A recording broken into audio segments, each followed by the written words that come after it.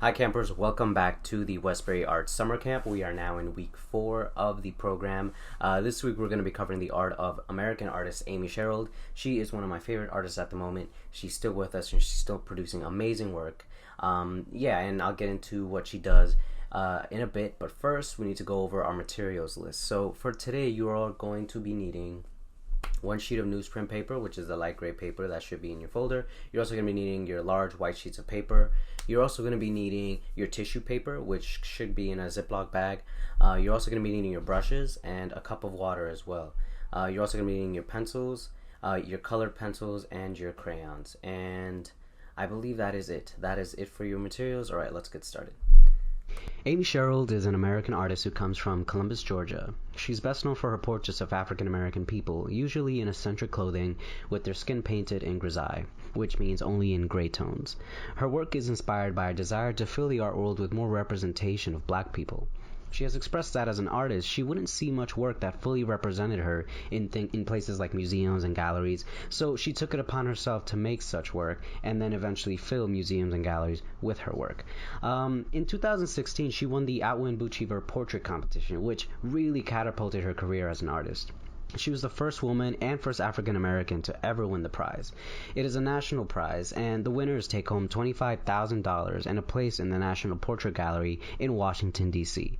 In 2008, she got the chance to paint the portrait of First Lady Michelle Obama.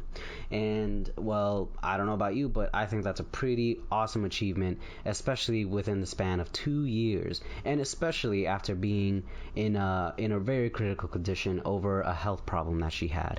So yeah, Amy Sherald has definitely been through a lot, and her work is definitely some of the most captivating work that I've ever seen.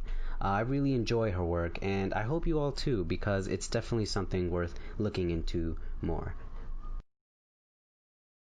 Now, as we look at these portraits, you'll notice that one thing that really stands out from her work are usually the really beautiful bright colors that she uses for each one of her subjects. Another thing to consider is the fashion choices, as well as the poses of her subjects. I feel like it's important to understand that fashion choices as well as colors can tell us a lot about the individuals that we're seeing. I also mentioned that she painted the Michelle Obama portrait back in 2018, and it was a huge hit and a huge success for Amy Sherald. And this is actually them at the unveiling. As you can see, Michelle Obama was really happy to receive it.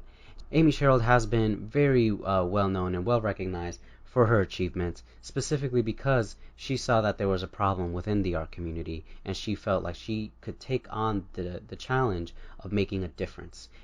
So today we are going to take everything that we've learned so far about Amy Sherald, and we are going to use that knowledge to inspire us to create our own original portraits.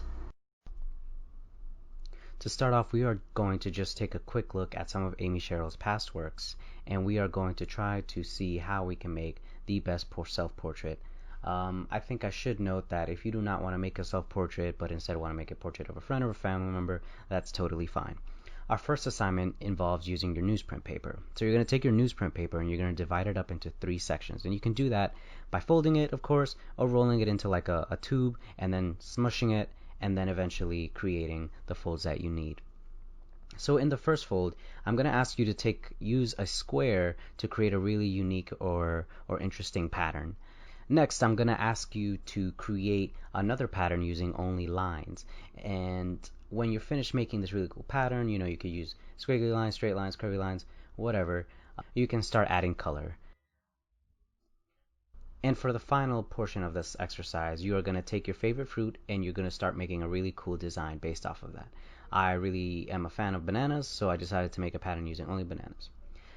Now, the next portion of this entire project, you're going to take your white sheet of paper and you're going to start by first drawing your portrait. And like I mentioned earlier, it doesn't have to be a self-portrait. It can be a portrait of your family member or a good friend.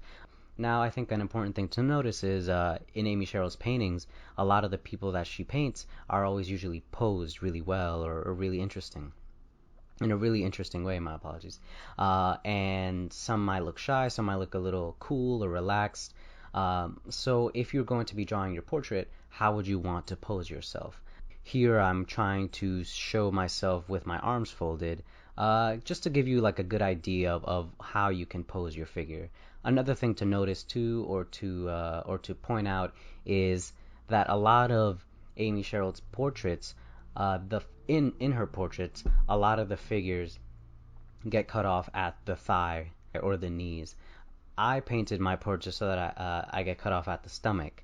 But of course, this is up to you.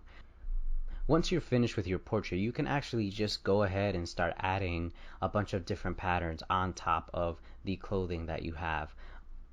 And when you feel like you're finished with adding these patterns to your portrait, you can start going ahead and coloring it in whatever ways you want. At this point, you should use things like your markers, your crayons, or your colored pencils.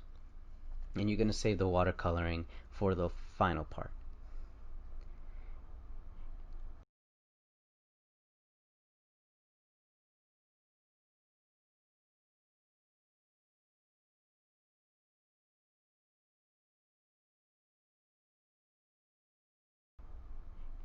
And the way you're going to do that is you're going to take your tissue paper and you're actually going to lay it out on the backgrounds of your portraits, and you're going to wet your brush and then just start applying the brush on top of the tissue paper.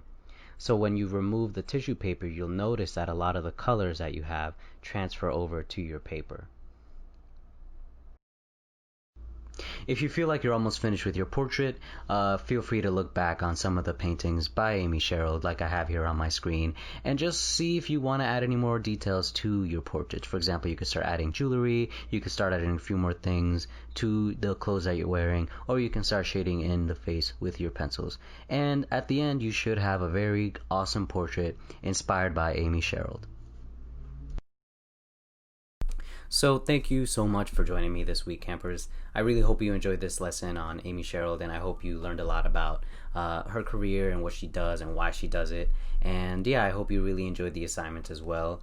I think it's important to talk about artists like Amy Sherald because, you know, it's important to think about a lot of the problems that we see in the world and think about ways of challenging these problems and working towards fixing these problems, much like how Amy Sherald felt about the art world. You know, she felt like the art world wasn't really working hard enough to represent people like her and her culture, so she decided to do that work. And now, you know, she's gone on to do monumental things in her career.